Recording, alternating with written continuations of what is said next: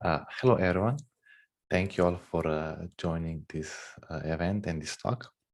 And today we have a special guest, Sergej Hvala, who is a lead game designer and a storywriter at ActaLogic. And I also like emphasize this, he's also an ex-editor and ex-writer for Joker magazine with 25 years of writing experience. And today he will present a Slovenian AA action adventure game called Wayfarers, Call of Osiris, made by ActaLogic. And how this meeting will look like is that we'll first have this main presentation from Sergej, and then after this presentation, we will have time for questions and answers. And you can already post any questions in the Zoom call or via YouTube comments. And after this official Q&A session or questions and answers, we will switch to the Discord server from Slovenia Games, where we will have our unofficial hangouts. And without further ado, I will give words to Sergej. Hey all. Hey from beautiful offices of ActaLogic here in Ljubljana. So first I will roll a trailer which was posted on our YouTube channel a couple of weeks ago. And then I'm gonna talk about the game, and then we're gonna have the Q&A session. So first, the trailer.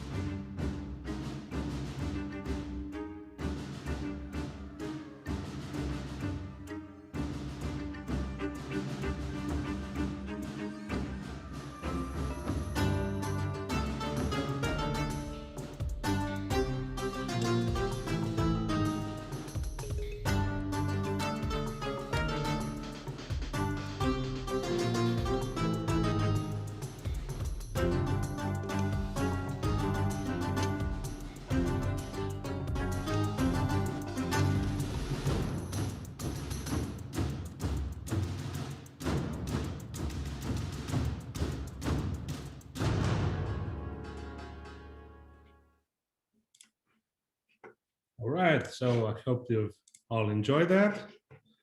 So what we're making here at ActaLogic is a third-person action adventure, and we'll take a look at how the game was created and its general structure, as well as some of its finer elements, such as the levels, the combat, the puzzles, the story, the characters, and the mythology.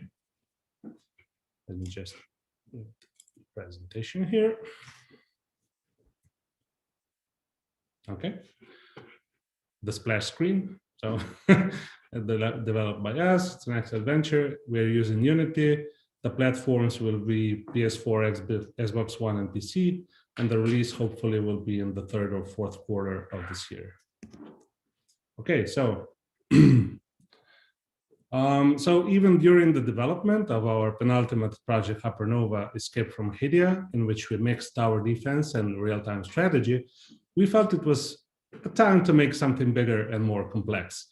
That could have easily been another strategy management title like the ones we used to make, for example, Airport Simulator and Industry Manager, which you can see on pictures here.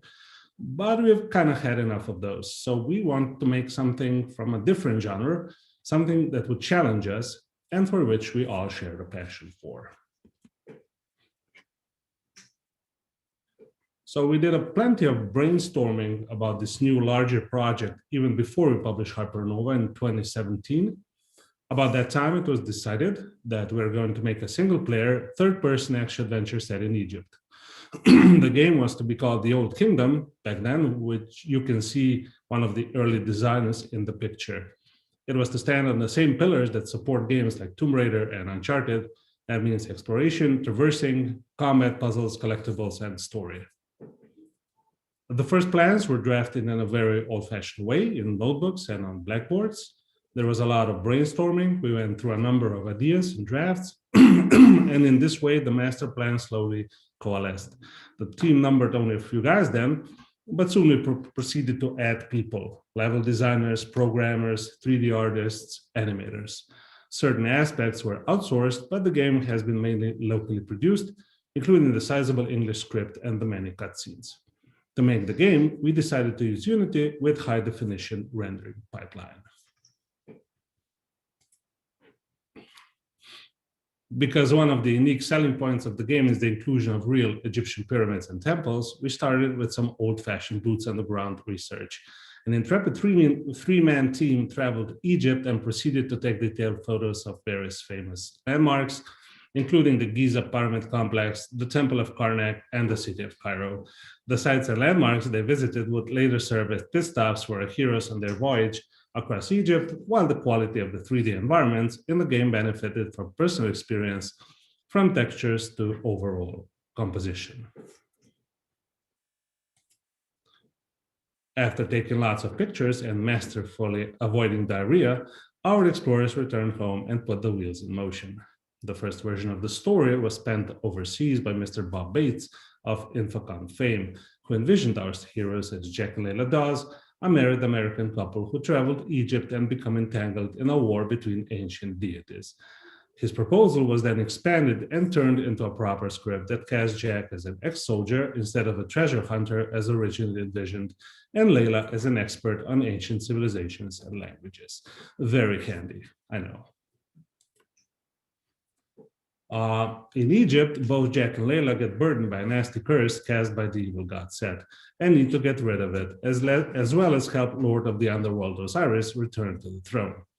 The plot is based on the well-known Osiris myth, in which Set kills his own brother Osiris, dismembers him, and takes the throne for himself. The mythological aspect was later expanded as well, but this ancient tale remains the pillar of the entire adventure. The early game design document already envisioned several different tribes of enemies that Jack and Layla would encounter: almost human soldiers, which you can see on the picture here, and zombie-like devil spawn above ground, and resurrected mummies below the ground. The gameplay would be varied due to the fact that each enemy tribe would behave differently and demand a certain approach, like dynamic movement in 3D space or using cover. A bit like the first Uncharted that combined human enemies and monsters, only that the opponents in the game would alternate regularly, whereas the so-called descendants in Uncharted only pop up at the very end. It was also decided that Jack would wield real-life weapons that behave pretty realistically and could generally be found in Egypt.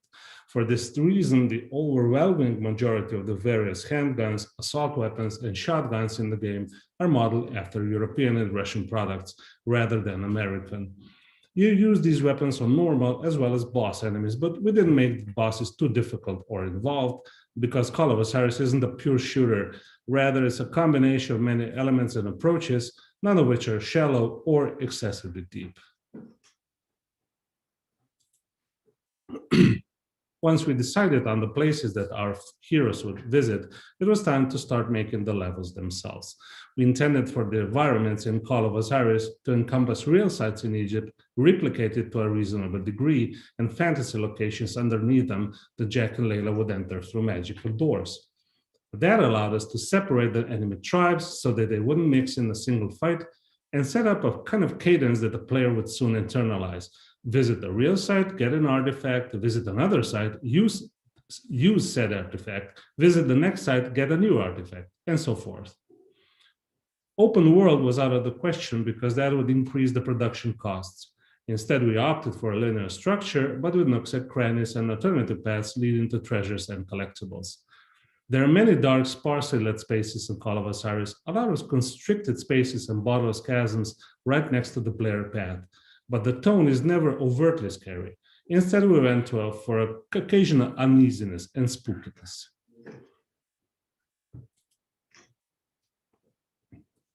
Both real and fantasy locations presented their own challenges, but from a purely gameplay perspective, it was surprisingly difficult to transplant genuine locations because they couldn't be freely molded to our gameplay and story beats.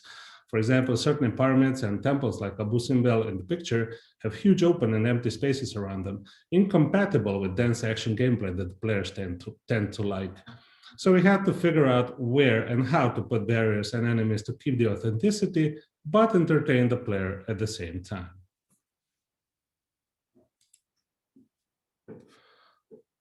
The next wish on the list was to extend authenticity to other elements, not only the levels. So we incorporated several elements to make the game give off a genuinely Egyptian vibe. First of all, every single character in the game except Jack and Layla, be it god or human, is of Egyptian origin, and they're all voiced by native speakers. So even Layla herself has Algerian parents, and I don't think anyone will be able to criticize the game for whitewashing. We hired a professor from Cairo University to translate multiple parts of the script into ancient Egyptian, and it's a rare privilege to hear an approximation of this long-dead language come alive. Plus, all voice recording, except for Jack and Layla, was done in Egypt. Furthermore, Jack and Layla can find a ton of collectibles based on Egypt's magnificent history and religion, while the player can always pull up an encyclopedia that explains various keywords and themes, from various items to subjects such as mummification and the Ptolemaic kingdom. We try to keep the explanations concise, but still sizable enough to satisfy those who are interested in Egypt and its lore. Next up, the puzzles. The action-adventure genre has been steadily falling out of love with them as it increasingly focuses on action and new elements from RPGs and survival games. There are still puzzles in titles like God of War for PS4 and the rebooted Tomb Raider, but they're not as pronounced as they were in previous installments. We made a conscious decision not only to incorporate puzzles into Call of Osiris, but to make them an integral part of the gameplay and to vary them as much as we could. There's only a handful of puzzles that are repeated over the course of the adventure, and these gradually grow more complex. The rest are one-offs that test the player's observation skills, drawing conclusions, spatial awareness, and so forth. And there isn't a single puzzle that would require pushing a box, chest, or similar container, so we could probably use this as a bullet point on Steam. On several occasions, we conflated logical thinking and action, so in order to solve a particular puzzle, the player would need to think as well as shoot and traverse.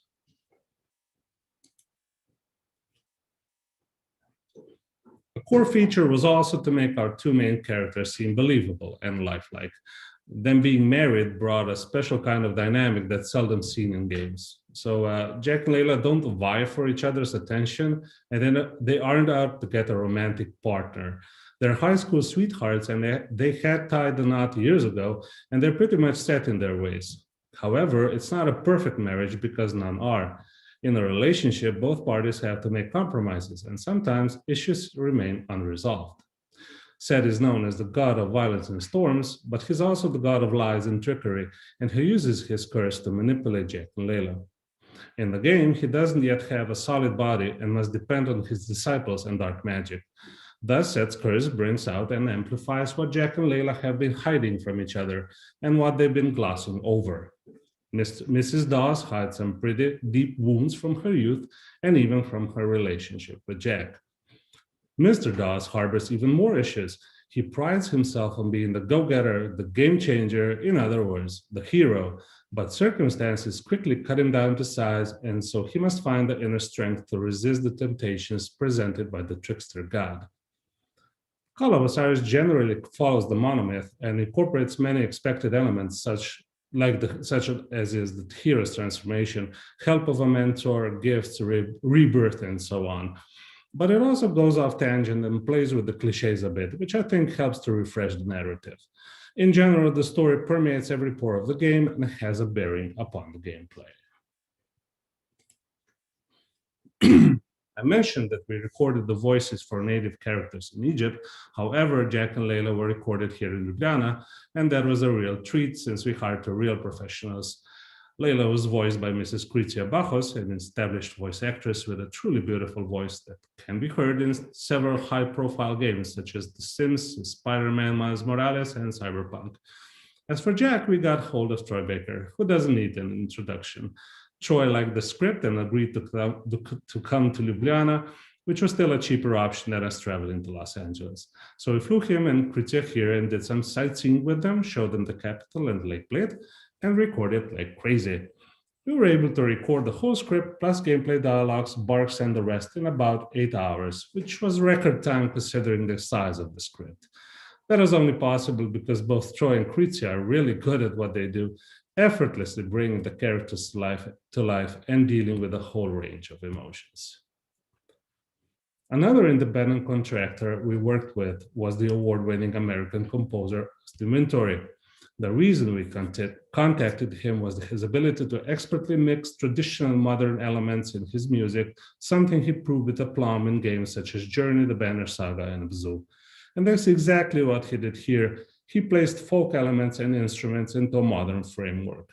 Consequently, the music in Call of Osiris sounds exotic and Western at the same time. The score isn't grand or symphonic. It uses a couple of instruments and gives off a more intimate vibe. We felt that was a better fit for the game because it fits the often personal storyline. Among the things we didn't outsource was the cutscene production. As Call of Osiris is driven by its story, it features plenty of cinematic cutscenes. Once the story was locked in, we first made the complete storyboard using a 3D modeling program. In this phase, we enlisted the help of director Urša Minart, who helped us to set up the scenes.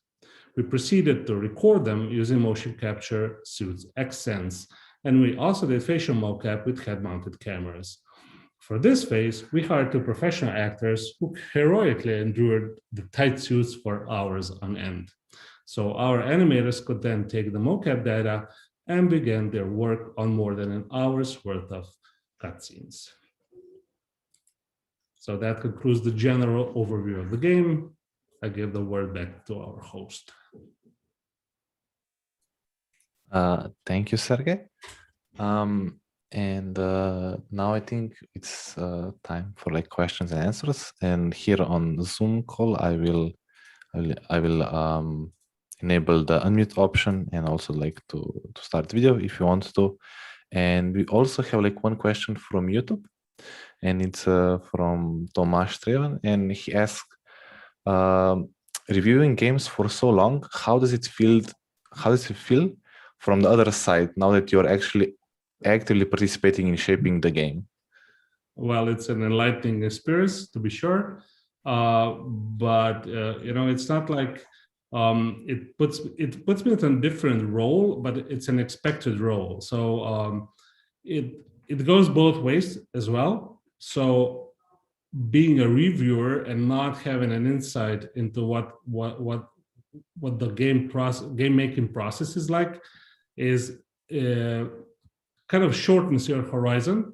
So on the other hand, when you experience this, when you have experienced what I have, then you have a better insight. But that said, I can't go and put all of my experiences now into every review. I know how this is done. So these guys are so cool. Every game is the best game ever. It's just enlightening. And useful in some cases. It can be useful when writing about games, especially, of course, about the development process. And when you don't have, for example, when the game has a lot of bugs, you can go and be a spoiled brat and go like, oh my God, this game is full of bugs. This game deserves a 1 out of 10. You can still give a 1 out of 10, but you can write about it more detailed, because you can say, okay, maybe this team was not good fit, or this team had problems in production, and I know how that feels. It's still a bad game because it has a lot of bugs, and I can't recommend it for you to buy it. But that said, I can enlighten the person that it's not, it's not like the game is just a materialized out of thin air, basically. So it makes me a better writer, and hopefully, because I played so many games, a better designer as well, I guess. Thanks. That was a really cool answer. I mean, to see like the both sides, it's quite nice. Yeah. And we have now two more questions. One is from Alexander Fuis, and he asked, did you have the story planned out when you made the GDD, or did it come together during the development? No, we had the story all mapped out basically before the development. So a little bit of it was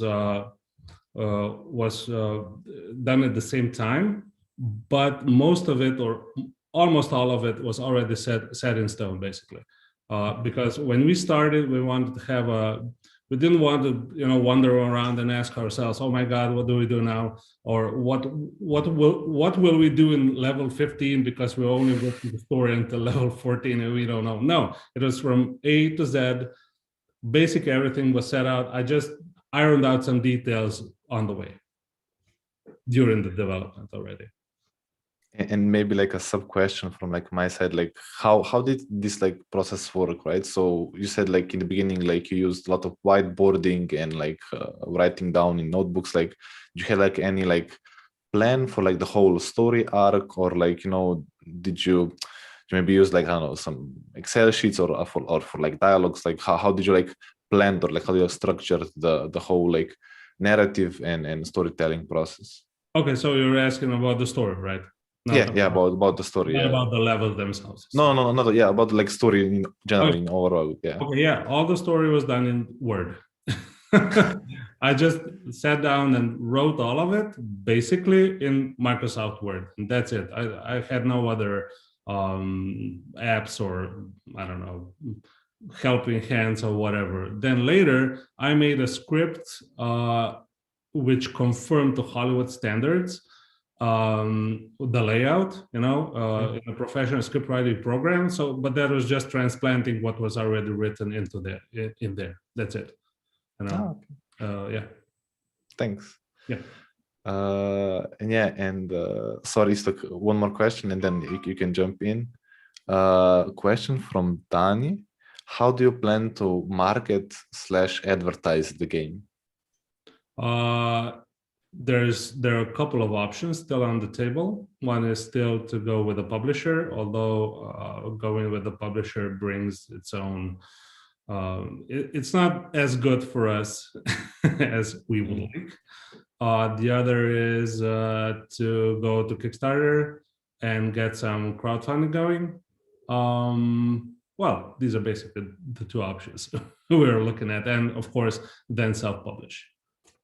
That's it. Yeah. Okay, I think that answers the questions. And then Isto, go ahead. All right. Hey, my question is, you said that all the aspects of the game are not too shallow and not too overly complicated. And I'm curious, how do you cater to like different skills of players? Like some players are more skilled, some are less. So how do you incorporate all of them? Well, it's a feeling basically. So I guess whoever buys the game or would like to play the game is reasonably versed in third-person or action games, or using a joypad at least on the PS4 or a mouse or keyboard. Then we have several difficulty options for them to set. So, for example, if you're like a buddy of mine who just plays for the story, you will choose easy, and I will make sure that the easy is really easy. That's basically the story level. Or you have the medium and then the hard. The certain points of the game, with not being too excessively shallow or deep, as you mentioned, is just, we try to make the game accessible for everyone, but not be maybe stupid is not a good word, silly, or not as involved. So, for example, if there's a puzzle, I try to imagine how would I react as a player going into it, and I try to make sure that I wouldn't spend too much time on it once I figured out how the puzzle works. as I said, it's completely. This is how every developer works, I think, unless they have like, I don't know, 500 people for focus group for focus testing. You know, they go, okay, this is too hard. This is too easy, and then they have like 50 other people come in and say, okay, this is too hard and this is too easy. We have a couple of guys doing doing the testing, but it won't be as involved as in big publishers. So I think I have a pretty good feeling what is mainstream, but not too shallow. You know, so for example, you won't be spending like 20 minutes in an arena with the enemies, but you won't go in there guns blazing and just shoot everybody and that's it all the time. Maybe sometimes you will, but generally you won't. All right, thanks. Okay.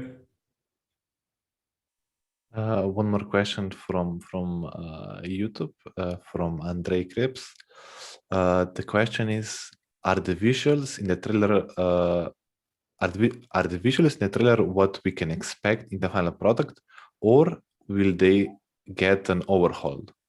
Oh, they're getting better all the time. Basically, this is work in progress. We had to make something to present the game. You know what's it like, but seeing this footage and seeing the game now, it's much prettier even now. You know, when the lighting is being done and all the effects are being put in and so on. So I wouldn't worry too much. Of course, it won't be Uncharted level, of course, but yes, they are a bit crude at the moment in the trailer, but they are getting better. I would say much better, actually.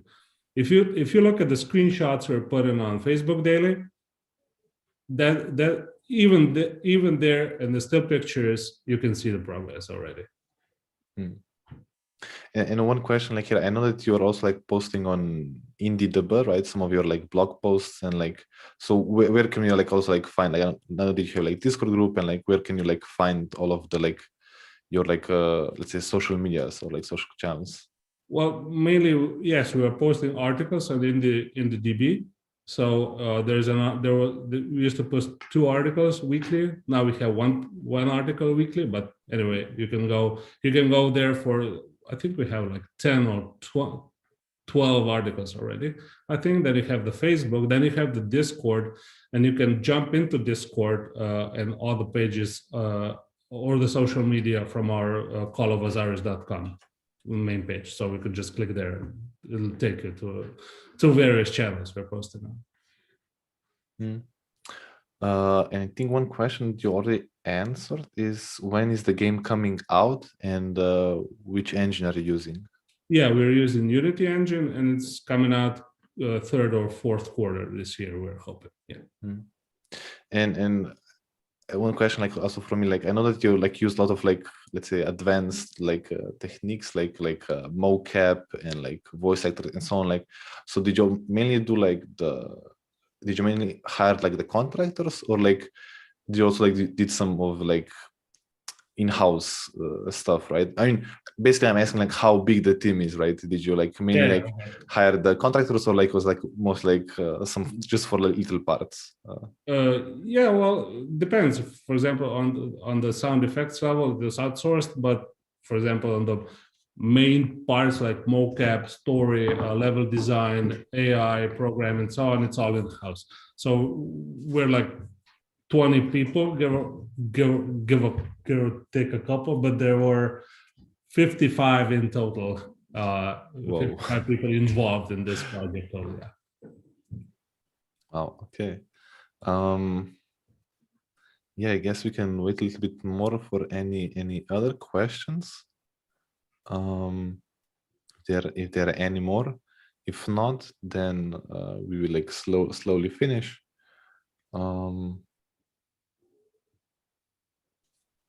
I have another question, if I can. So I'm wondering, what is the special factor of the game that would like set it apart from the other games of this type? I mean, I know you have like really deep, like original or authentic, like sounds, the speech you said you translated, and the lore. But is it anything like in gameplay?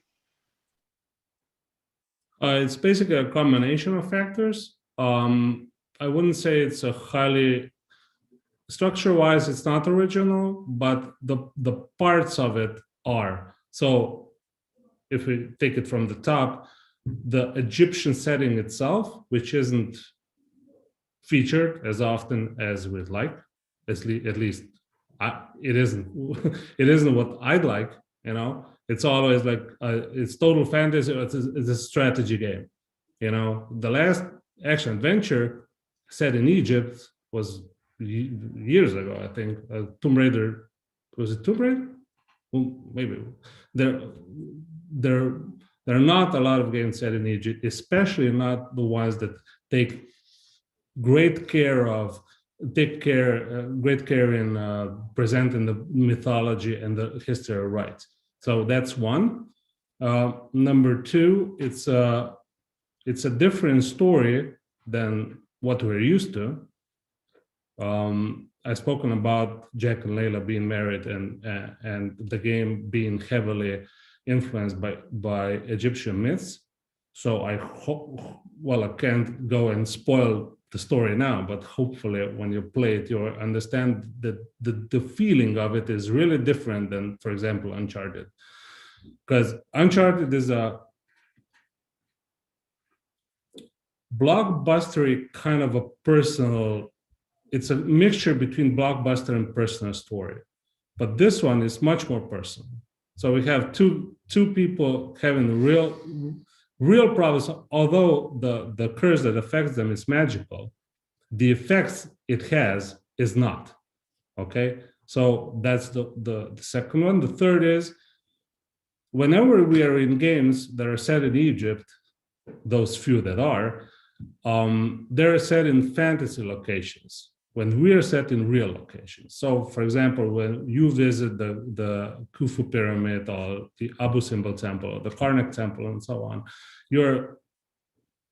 there's a large degree of similarity in what you would experience if you were there yourself and what you will experience in the game. Obviously, there are some, we had to make some compromises gameplay-wise because, as I said, the areas are really big and that doesn't lend to gameplay well. But as you, for example, if you visit the Khufu pyramid in the game, Origins, Assassin's Creed Origins is a good example. It's not the same feeling when you visit the pyramids there and when you visit the pyramids in our game. We took great care of transplanting you what you would feel if you were here today, not like 2,000 years ago, but actually today. And then you can go into the pyramids and have basically the same kind of experience, and then go into the underworlds, which are magical and have all different puzzles and traversing and enemies and so on. So it's a really different feeling from what we're used to from Uncharted and Tomb Raider.